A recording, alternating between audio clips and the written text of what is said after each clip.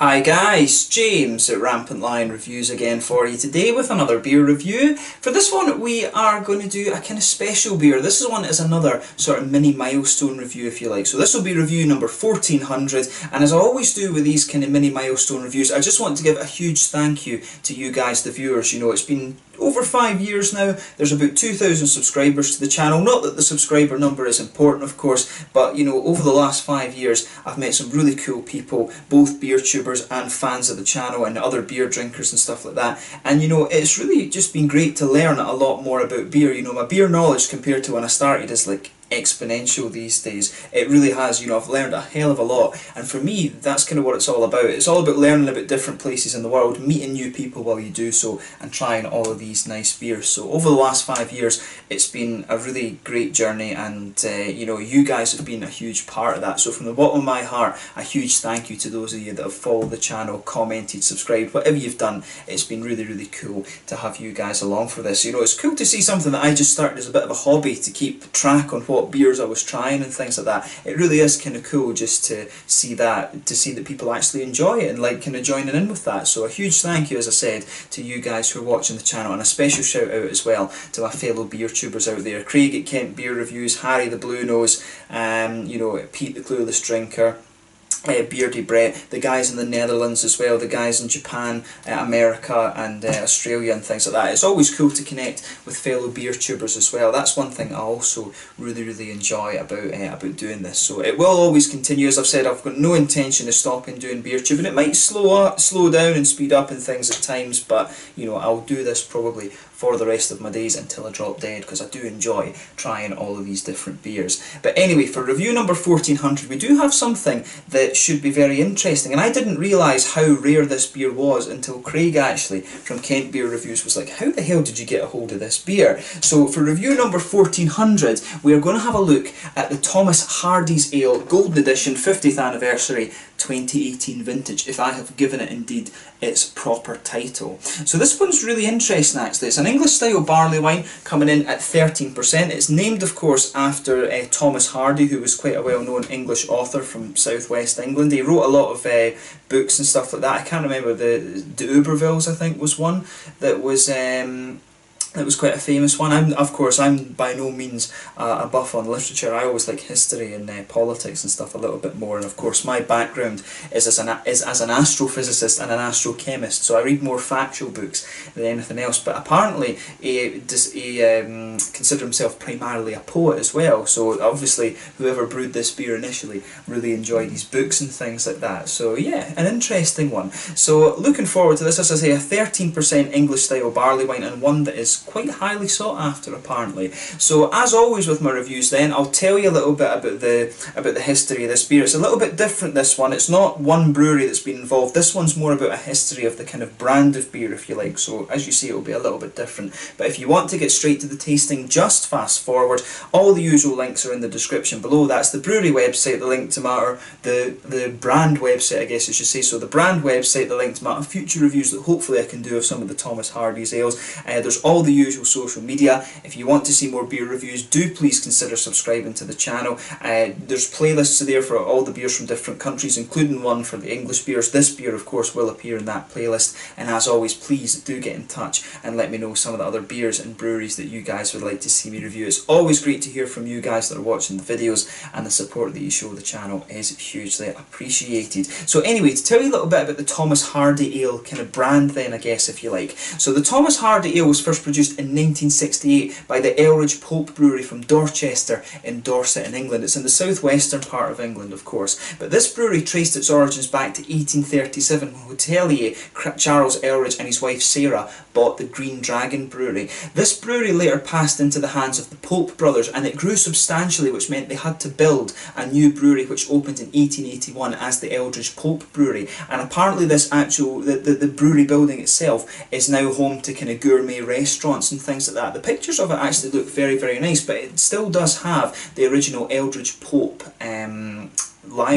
badges and things like that on it, which is pretty cool. But they produced the Thomas Hardy Ale back in 1968 as a one-off kind of brew to commemorate the eponymous English writer and the 40th anniversary of his death, which had happened, of course, in 1928. But the production of the Thomas Hardy Ale began again in 1974, and the brewery eventually stopped the production of this ale in 1999, and then in 2000 this brewery, the Elridge Hope Brewery, actually closed its doors. But between 2003 and 2008 the Thomas Hardy Ale was brewed by O'Hanlon's Brewery in Exeter, but this contract ceased due to concerns over the production costs of this beer, and apparently it was very, very high. Of course, a 13% beer is pretty difficult to brew actually, but this brewery has since been bought out and they're now trading as Hanlon's Brewery. But this beer, for a long time, the Thomas Hardy Ale, wasn't produced for a good number of years, but the Vecchiato brothers then sought to revive the brand in 2012, and after 3 years of research and investments they finally succeeded in 2015. So the first Thomas Hardy Ale of the kind of modern brand, if you like, was in 2015. But the two brothers, Michele and Sandro, are both from Italy, and they run the company Interbrow, which actually export and imports a lot of craft beers and things into Italy. But the beer is now brewed at the Meantime Brewery in Greenwich in London, which is of course part of the Asahi Group from Japan. So yeah, that's a very kind of brief history of the beer brand itself. Like I said, this one's a little bit different. It doesn't have its own kind of brewery, if you like. So basically this one is owned by a couple of Italian brothers. The beer brand is owned by a couple of Italian brothers, and it's contract brewed at the Meantime Brewery in Greenwich in London in England. And that's a brewery I've never reviewed anything from either actually, so maybe that's something I need to fix in the fairly near future. But yeah, it's quite interesting, this one. This is one that it seems to be kind of exported a lot actually, and this one is the 50th anniversary refers to when it's vintage 2018. It's the 90th anniversary of his death, of course, 1928, but it's the 50th anniversary of the first edition of this beer being brewed, which was the 1968 version. And as I said, I didn't realise how rare this beer actually was. This one came through the small partiers here in Sweden through Systembolaget, and I think it was early September. I want to say it was maybe the 3rd of September that this one came out. So yeah, I've had this beer about a month or so, and I wanted to save it for a special review when I learned just kind of how rare it was. But yeah, that's all you really need to know about the Thomas Hardy Ale brand then. As I say, the website is in the brewery in the description below, so you can have a little look at that if you want to learn a little bit more. On the back here it says, first produced in 1968 to commemorate the renowned English writer, Thomas Hardy's Ale is a limited edition barley wine, numbered and vintage dated to be stored for years, even over 25. This bottle condition ale matures in flavour like fine wines. To discover how to store and taste it at its best, visit thomashardyale.com. And then it says on the side here, there you can see a little bit of a timeline, as I've just kind of described to you there. So yeah, this one, it says on the site here, 2018, Thomas Hardy's Golden Anniversary Ale. This special bottle ale, it celebrates 50 years since the first vintage. So yeah, on the front as well it says, in the Trumpet Major, Hardy wrote of Dorchester's strong beer, it was the most beautiful colour that the eye of an artist in beer could desire. Full in body, yet brisk as a volcano, piquant, yet without twang, luminous as an autumn sunset, free from streakiness of taste, but finally rather heady. So yeah, nicely presented, this one. As I say, it's a plain bottle cap on this beer, incidentally. I think this, in terms of volume, this one is 330, yes, it says on the back there. There you can see the import sticker, Wicked Wines in Sweden, of course. But yeah, nicely presented. I think I'll be keeping the bottle of this one because it is quite rare. You can see that this, of course, is bottle number 15,935, brewed in England. So yeah, there's Thomas Hardy on the top of the bottle as well. So yeah, just let the camera focus on that there. You can have a little look. So yeah, nicely presented, this one. So without further ado then, I'll get this guy out and into the glass. So yeah, nice little bit of smoke on the opening there, and yeah, let's get it out. So I have bought another bottle of this one that I will keep and age a little bit. And yeah, we'll maybe do that as a kind of special review a bit later on. I mean, I've got some beers that I've been keeping to age, so, you know, we'll just see how it goes. You know, when I feel like doing some of those reviews, we'll do them at some point, maybe on the 10th anniversary of the channel, or something like that, because I am starting to think that far ahead, you know. But as you open this beer up, you can really smell some nice kind of medicinal, kind of almost phenol qualities coming out of this one. There's a little bit of a fruit cakey note just coming out of the bottle as well, but we'll examine the aroma a little bit more closely in a minute. So if I hold this beer up to the light, it actually comes out a really nice dark orange one there. There's a solid, there was a solid kind of half finger or so of a frothy head on this one. It was more a kind of cream fawny coloured head, but that's faded away just to be a very thin sort of foamy layer. So one or two big bubbles sticking towards the side of the glass, and a few little ones just heading up towards the bottom of that head there, that kind of thin foamy layer. But overall, you know, it does look pretty nice and pretty much the same kind of colour that you would expect of a barley wine. This one is kind of clear actually. I'm not sure how well you're going to be able to see that on the camera, but if I bring it right up to you, you can see the colour of this. It's a very nice dark orange, but it does have a little bit of like an almost red tint to it as well. But very nice looking beer, this one. So yeah, we'll see how this one kind of goes on. So yeah, let's take a closer look at the aroma and just see how we get on. Ooh, now that smells absolutely lovely. So as you would expect with a barley wine, there's a lot of kind of there's a lot of nice brown sugar in this one. And of course, one of the main differences between the English barley wine and the American ones tend to be a little bit more juicy in the fruitiness. They also tend to be a little bit more kind of, as you would say, they also tend to be a little bit more sweet in the sugary notes, if you like. The English ones are a little bit more almost roasted, if you like, toasted sort of thing. There's a bit more of a slight bready character to them, and they're almost a little bit more kind of cakey in character, I would say. That's what I've always found the difference to be between the English barley wines and the American ones. But it tends to be the American style beers. It's the same with the Scotch ales. They always tend to be a little bit more juicy in the fruity note and a little bit sweeter in the malt base. But yeah, with this one, it smells really nice actually. It's almost got a little bit of a kind of toasted, like, you know, almost like a little bit of a really kind of toasted flat white bread sort of thing to it. It's almost a little bit like that, a little bit of a kind of bread and buttery note, which is kind of interesting. But a lot of nice brown sugar in there, good bit of caramel definitely, maybe a little bit of even a darker treacle, but there's a little bit of toasty kind of caramel to this one as well. It does smell really, really nice, that beer. Nothing really in the way of chocolate or anything like that. There's maybe a little touch of a woody note to this beer, and a little bit of nuttiness, maybe even a kind of little touch leathery or something like that. But yeah, there's definitely an almost cakey, you know, like rum cake, maybe not rum cake, but a kind of alcoholic fruit cakey note to this beer as well. When you sugar it up a little bit more like this, you start to get more of the bready notes out of it. You can definitely pick out a little bit of that kind of almost English brown bread sort of thing coming out of this beer. A little bit of earthiness from the hops, of course, as well. But quite a smooth earthiness to this one. There's maybe a little touch of a kind of grassy quality to the beer as well. But then the fruits are quite interesting. You've definitely got a little bit of a kind of prune, kind of figgy sort of thing to this one. And maybe a little bit of a slightly sharper raisin. It's just got a little touch of that almost medicinal kind of phenol quality to it as well, which is quite interesting. But there's a lot of complexity to this one. You know, I've picked out some nutty notes, fruity notes, and all of this kind of thing. So as I always say, just take a little bit of time and enjoy the aroma of the beer before you get stuck into it. But let's have a taste of this one then. I'm very, very curious to see how this one turns out. So this one is the Thomas Hardy Ale, the Golden Anniversary Edition, or 50th Anniversary Edition. Let me just check I'm naming this properly. So it's Thomas Hardy's Ale, Golden Edition, 50th Anniversary, Vintage 2018, a 13% English style barley wine, brewed at the Meantime Brewery, the 50th anniversary of the first vintage of this beer. Very, very rare apparently. So this is review number 1400. As I always say, a huge thank you to you guys, the viewers, and a shout out to my fellow beer tubers on this. So yeah, let's get stuck into this one. Slàinte, skål.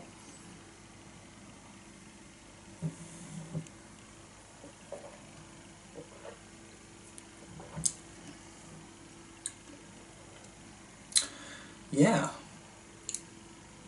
it's quite interesting that, and of course this beer of course will change a little bit as we go further and you know, as you age it further and further. So I'm interested to see how this one ages with time actually. I think that'll be very interesting.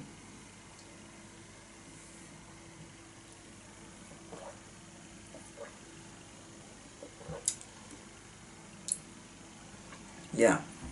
So for me, this one, you can feel a little bit of that bready quality. That just blankets the middle of the tongue there. And as you go further into the aftertaste, a little bit of the graininess just starts to come out.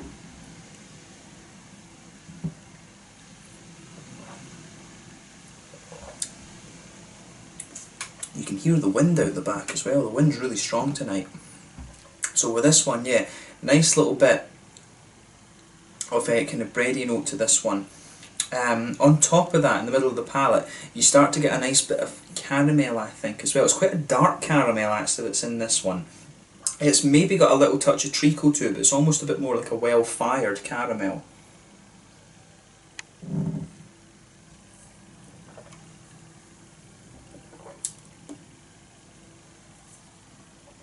Yeah.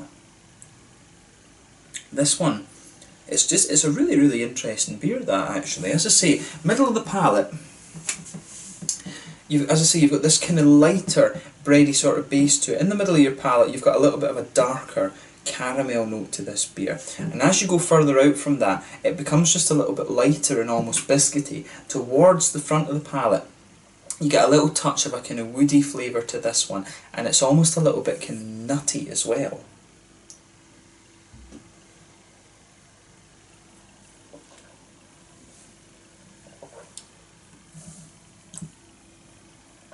Yeah, I mean, it's really interesting how this all kind of goes together. It is, you know, it's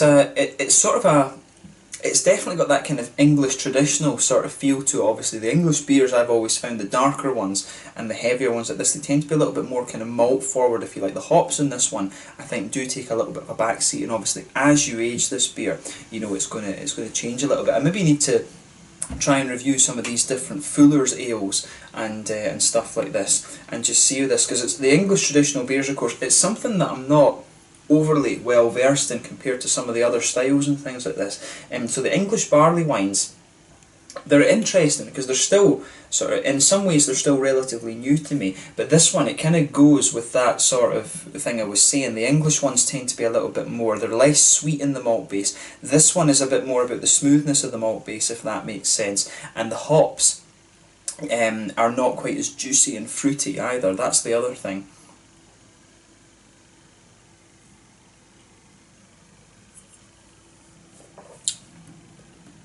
But yeah, it's really interesting how this goes together. The malt base for me at the moment is kind of quite simple, and I checked on the website and stuff that I am kind of serving this at the right temperature. So as I say, a little bit of a kind of bready base to this one in the middle of the palate.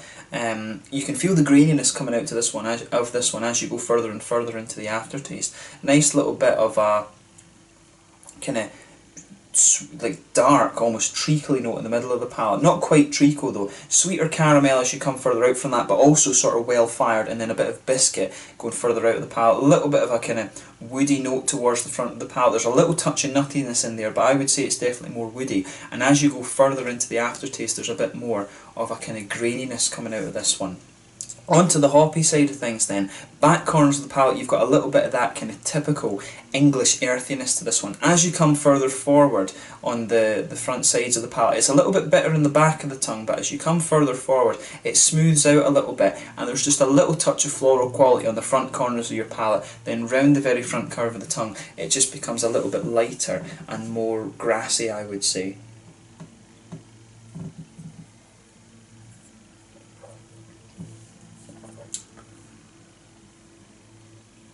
But yeah, it's really nice just how this whole thing goes together. I like the way all these kind of flavours are coming out, and you can see with this, I think when I aged this a little bit more, it will turn out really quite special actually.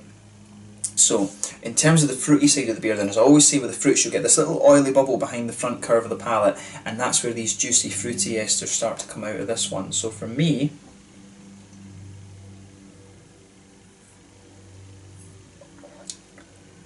yeah, it definitely has a little bit of that almost kind of phenolic quality to it, if that makes sense. It's got a little bit of that almost medicinal kind of cough syrupy flavour to it.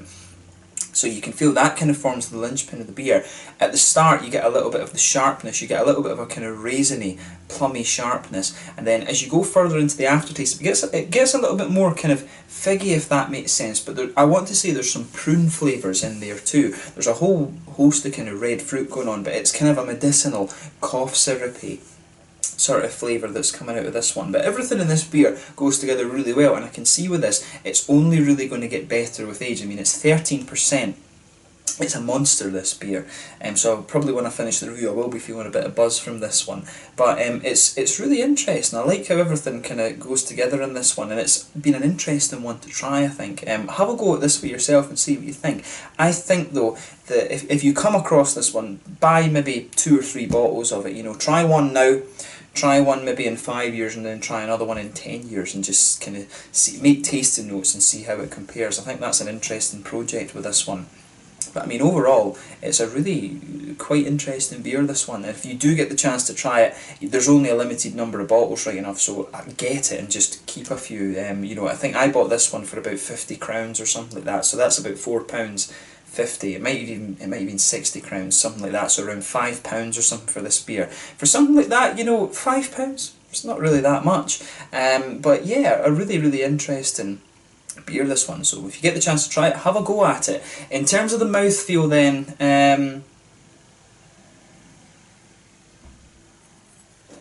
yeah, it's a full-bodied beer. Carbonation is very, very smooth. At this kind of alcohol level, it is going to be, of course, big oily mouthfeel as you'd expect. The malt base in this one, it's got a little bit of sweetness, but overall it's quite a smooth one. There's a little bit of graininess coming out of it at the end of the palate. There's a nice sort of hoppy bitterness to it as well, and some sort of juicy, fruity kind of qualities as well, which I really like. But overall, as I say, a very, very interesting beer, and one I think you should just try for yourself. It is quite rare, so I don't know how easy it is to get. I'm guessing they said it was released, I think, in April or something like that, but of course it takes us a little bit of time to get a hold of these in Sweden. Of course, with a barley wine, you should wait roughly around 6 months before you actually drink this one. So if this was released in April, you know, I'm drinking this for you at the very, very start of October, so it has had its initial 6 months, and that's the minimum I think you should really give a barley wine in the bottle before you drink it. But overall, really nice beer, and I'm glad I was able to review this one for you. So yeah, I hope you've enjoyed my take on this beer. It's cool to go back to the English barley wine after quite a while, because most of the ones I do drink are of course American style barley wines. But yeah, let's leave it at that for this one. So this one was the Thomas Hardy's Ale. Just to give it its proper name again, the Golden Edition 50th anniversary. A barley wine, an English style barley wine at 13%. Really interesting beer, and give it a go for yourself and see what you think. So yeah, once again, thank you for watching my beer reviews. Until the next time, please like, subscribe, share, all the usual YouTube stuff. Let me know your own thoughts on this beer in the comment section, but let me know your thoughts about some of the other vintages and stuff like that, if you have tried those as well. That's always interesting to learn about. Do let me know some other sort of English style barley wines as well. It's a style I need to explore a little bit more, I would say, and do give me some American barley wine recommendations as well. I've not reviewed too many barley wines on the channel actually. It's mainly stouts and IPAs and pale ales and stuff like that it's been reviewed, so do give me some barley wine recommendations. I think that would be very, very interesting. But once again, as I say, thank you for watching beer reviews, and I will catch you guys very soon. Thank you again for all your support over the last 5 years and the last 1400 beer reviews. Until the next time, Slange just now, and I will catch you guys very soon. The Thomas Hardy's Ale Golden Anniversary 50th, or Golden Edition 50th Anniversary, part of the Thomas Hardy brand by the Macchiato Brothers, if I'm remembering their name, or Vecchiato Brothers, if I remember their name correctly. Until the next time, Slange just now, and I will catch you guys very soon. Skål.